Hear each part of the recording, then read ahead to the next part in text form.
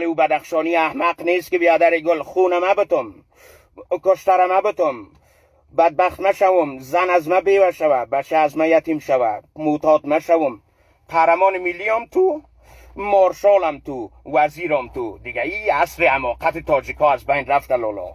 او تاجیک که هنوز پشت تو ایستاد از همه است یک و ایران فکر نکن که من تنها هستم زیاد تاجیکا با هم مفکوریم است.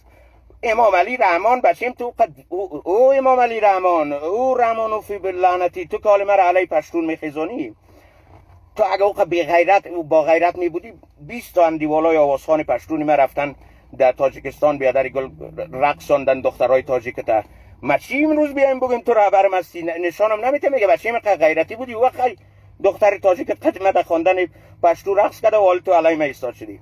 یک گپ میگم برات رحمانوف جان ما و تمام همفکرهای ما به قرآن خدا که چپ سل کنی طرف افغانستان پوزت میده میکنم بخوای نخوای تو هم تبار من خدا میگیری تاجیک نه میلیارد تای تو را من به یک دانه پایله چه پشتون وطندار خودم نمیتونم فکرت باشه. یک دوم گپ میره برات میزنم که رحمانوف جان یک گپ بسیار عمیق برات میگم دستکی ها و چمچگی رای برات برسانن بچیم اگه که جدی توسط زیاد هم 500 تا از اینمی نفرهایی که در ذهنت نمیه 500 تا بچه جوان ما دیگه سلام نه از امی وصلتون پنشیر که به دست آمده قطعی نمی از 3.5 ساعت 4 ساعت نخواهد شد که دینمی خود دوشنبه در پیشت برسن.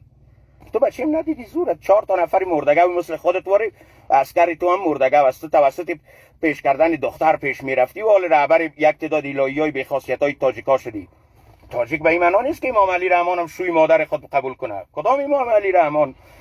وضعیت وحشتناک شد 20 دانه نویسنده های تاجیک افغانستان خط روان کردن امام علی صاحب ما را نمیخواهید در کشورت گفت نه.